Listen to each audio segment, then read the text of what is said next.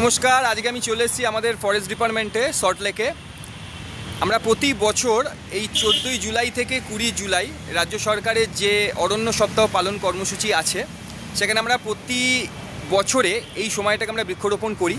এবারেও আমরা বৃক্ষরোপণ করব। তো এখন আমি চলে এসেছি অলরেডি ফরেস্ট ডিপার্টমেন্টে সল্টলেক রেঞ্জ অফিসে।